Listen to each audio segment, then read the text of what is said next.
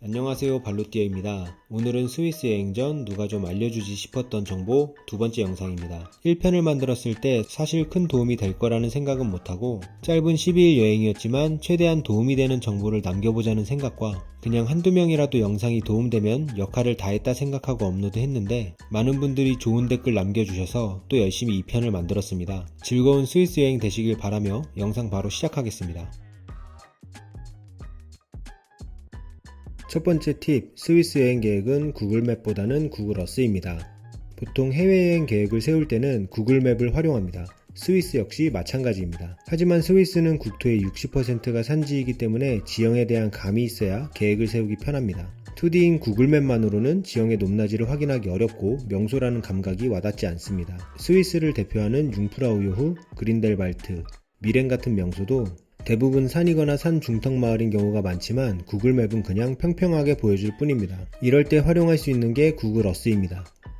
구글어스는 구글에서 제공하는 3D 지도 웹사이트로 구글에서 구글어스를 검색하면 무료로 이용 가능합니다. 구글어스는 다각도에서 촬영된 위성사진을 입체적으로 해석해서 건물이나 지형을 보여줍니다. 똑같은 융프라우도 구글어스에서 보면 이렇게 높은 설산의 위험이 느껴지지만 구글맵에서 보면 설산인지 그냥 회색 종이인지 구분이 안 갑니다. 루체른의 대표 명소인 카펠교도 구글어스를 통해 보면 멋진 다리로 보이지만 구글맵에서 검색해보면 카펠교는 초라한 실선으로만 보일 뿐입니다. 스위스의 수도 베른의 경우도 구글어스를 통해 보면 건물의 크기가 가늠되니까 걸어서 어떻게 움직이면 될지 계획을 세우기 수월합니다.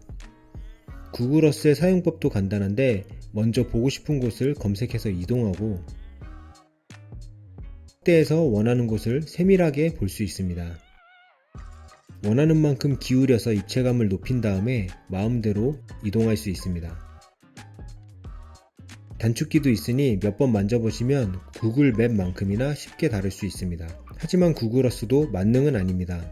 인터라켄처럼 일부 지역만 3D로 표현된 곳이 있는가 하면 그린델발트처럼 입체적으로 건물이 표현되지 않고 사진처럼 납작하게 표현된 장소도 있습니다. 또한 구글맵처럼 교통수단과 이동거리, 시간을 알려주는 내비게이션 기능이 없는 것도 아쉽습니다. 그러니 현장에서의 실제 이동 방법과 소요시간은 구글맵으로 검색해보되 구글어스로는 여행하려는 지역의 모습을 사전 답사한다고 생각하고 활용하시면 됩니다. 두 번째 팁, 생각지도 못한 고산병 대비하기입니다. 여행 갔을 때 아픈 것보다 안 좋은 상황도 없습니다.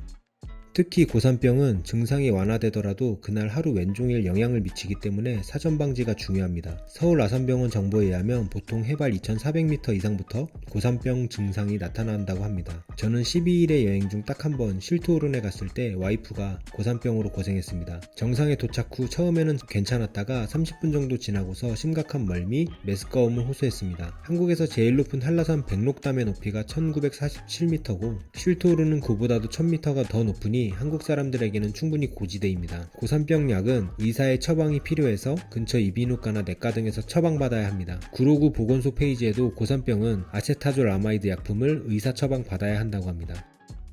정부 포털 중 하나인 의약품 안전나라에서도 전문 의약품으로 표기되니 적어도 한국에서는 약국에서 바로 구할 수 없고 의사 처방이 필수입니다. 네이버에서 검색해보면 스위스는 현지 마트나 약국에서 고산병 약을 살 수 있다고 하길래 제가 또 의심이 많아서 무슨 약인가 찾아보았더니 글리코라민이라는 약입니다. 제조사 홈페이지로 가보면 일반 의약품으로 의사 처방 없이 구매 가능한 약입니다. 번역기로 돌려보니 포도당이 메인 성분으로 하루 10정까지 먹어도 된다고 합니다. 기사에서도 나왔었는데 스위스 약국에서 파는 고산병 약으로 맛은 새콤달콤하다고 합니다.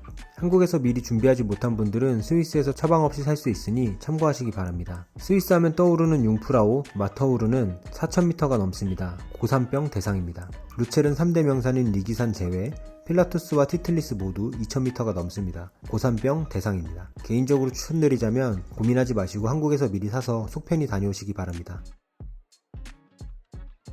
세 번째 팁, 일기예보와 실시간 웹캠 확인하기입니다. 스위스의 자연은 이곳이 지구가 맞나 싶을 정도로 경이롭습니다. 이탈리아처럼 역사적 이야기나 예술과 문화가 주는 재미와 감동이 없지는 않겠지만 말 그대로 자연경관이 주는 감동을 느끼기 위해 간다고 해도 과언이 아닙니다. 햇빛 쨍쨍하고 맑은 날씨면 그날 여행은 걷기만 해도 100점 확정입니다. 제가 피르스트에서 느꼈던 감동도 사실 날씨가 맑았기 때문에 가능했던 겁니다. 남들이 좋다던 인터라켄도 저는 비가 내렸기 때문인지 큰 기억이 없습니다. 그렇기 때문에 가장 중요한 것이 일기예보 확인입니다.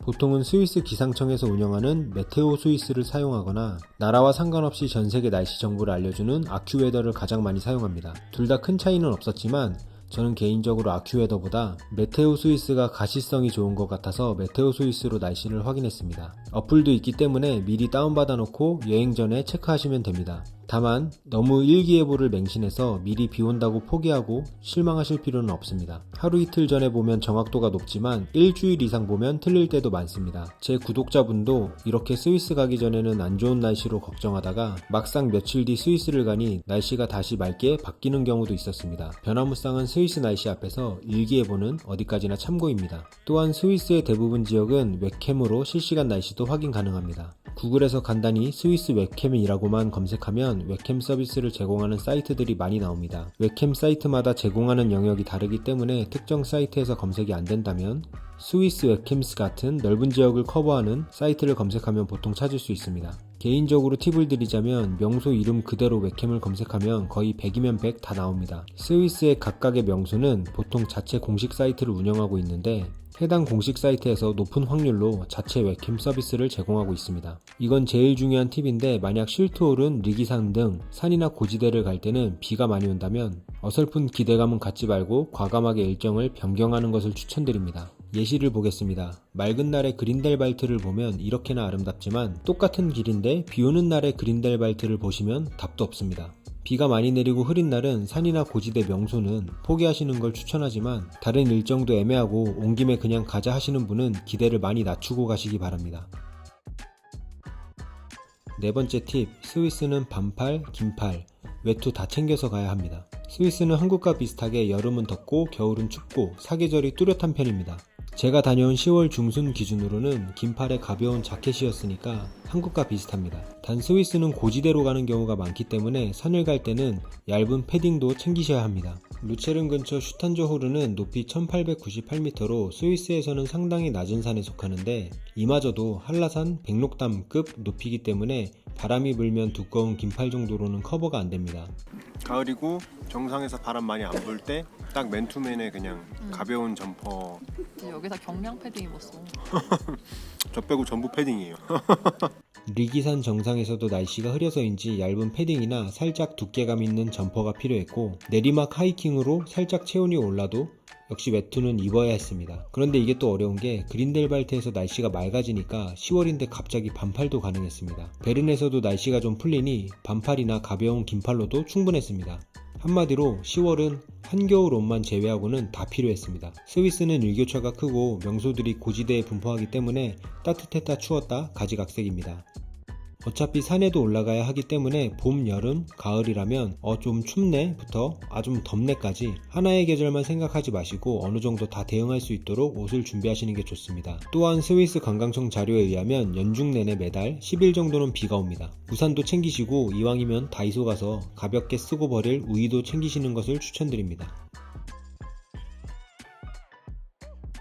오늘도 구독자분들이 많이 물어보시는 질문들을 팁으로 정리해보았습니다. 다음 편에서 또 다른 팁을 가지고 돌아오겠습니다. 이상으로 스위스 여행 전 누가 좀 알려주지 싶었던 정보 2편 영상 마치겠습니다. 끝! 오늘 아침에 요거트 도둑이를 찾았어요. 누군가요? 전 아니에요. 나도 도둑질한 기억이 없습니다. 공구가 막 한국에 없는 요거트 맛을 찾는데 그것도 2개나 사고 나는 맛있는 베리 맛을 샀는데 내 베리맛 요거트를 먹었어요. 난 그게 베리인 줄 몰랐습니다. 비몽사몽했어요. 그리고 감자칩도 하나 다 먹었어요.